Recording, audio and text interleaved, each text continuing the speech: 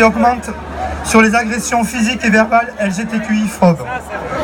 En France, on enregistre 19,5% d'augmentation.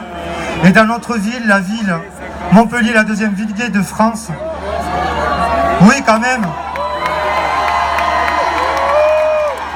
on enregistre malgré tout plus de 29% de ces agressions LGBTQI-phobes.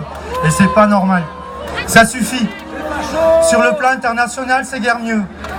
Nous déplorons aussi les attaques et les situations de certains pays, comme la Tchétchénie par exemple, grâce aux révélations de Novaya Gazette sur les camps d'emprisonnement pour les homosexuels torturés et tués. Cela nous rappelle les années sombres de l'histoire. Nous avons évidemment une pensée pour les LGBT assassinés lors des attentats d'Orlando. Heureusement, tout n'est pas sombre.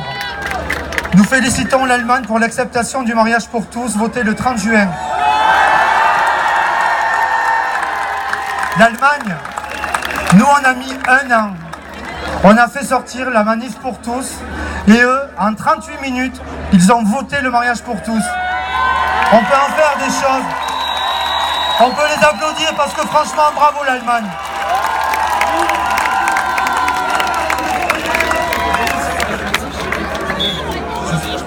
Ouais. Pardon, je suis ému, qu'est-ce que tu veux. Stéphane l'a rappelé, donc merci d'être là, si nombreux, si nombreuses, si chaleureux, si mobilisés, si déterminés.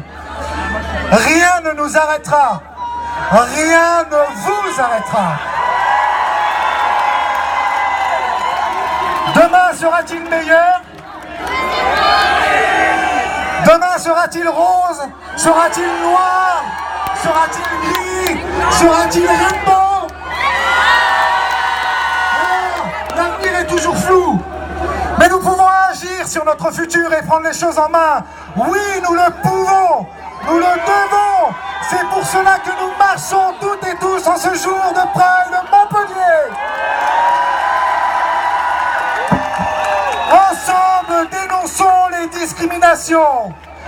Sifflons les auteurs d'LGBT phobie. Sifflez-les.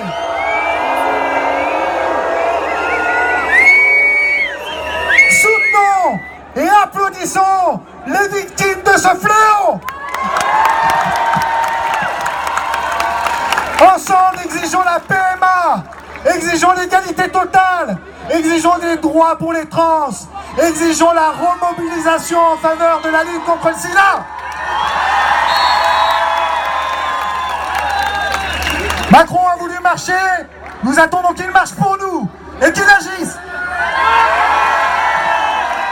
Si le recours aux ordonnances pour réformer le code du travail démontre qu'un président de la République qui a la volonté d'agir vite peut non pas marcher, mais peut bien courir. Alors nous sommes près de 15 000 sur la place de la Comédie à pouvoir au besoin, oui, si le président de la République en a besoin, lui prêter nos baskets pour avancer vite. Qu'on se le dise, que nos agresseurs, nos opposants, nos élus se le disent, rien ne nous arrêtera, rien ne vous arrêtera. Nous ne voulons pas subir l'avenir, nous le faisons ensemble, aujourd'hui et surtout demain. Alors, pour reprendre les mots de l'ethnologue Françoise Héritier, c'est à l'échelle mondiale qu'il faut désormais inventer de nouveaux concepts mobilisateurs pour parvenir à notre idéal, l'égalité en dignité et en droit de tous les êtres humains.